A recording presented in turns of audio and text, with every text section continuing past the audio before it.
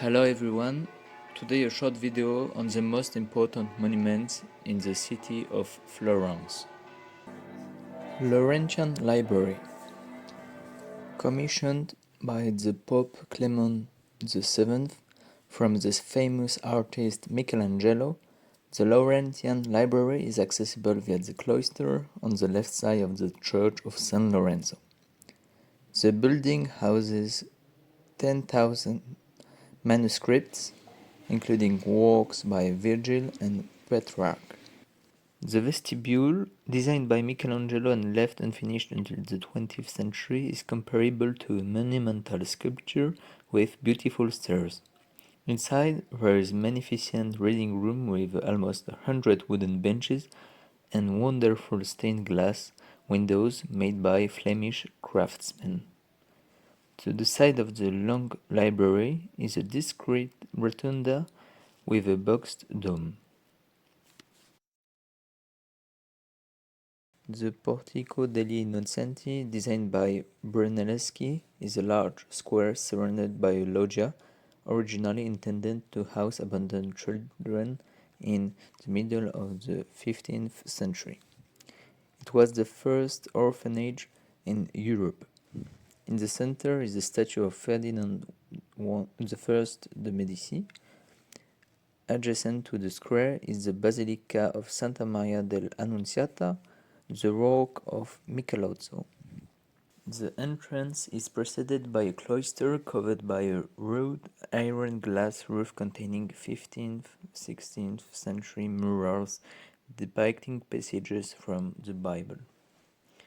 As you enter the church on the left, you will notice a 15th century Annunciation, the legend of which says that the Virgin's face was completed by angels. Services are often held in the direction of the Annunciation rather than towards the shore. The ceilings are heavily decorated with frescoes and gold leaves, keeping the interior very bright. An atmosphere of recollection emanates from this must-see venue.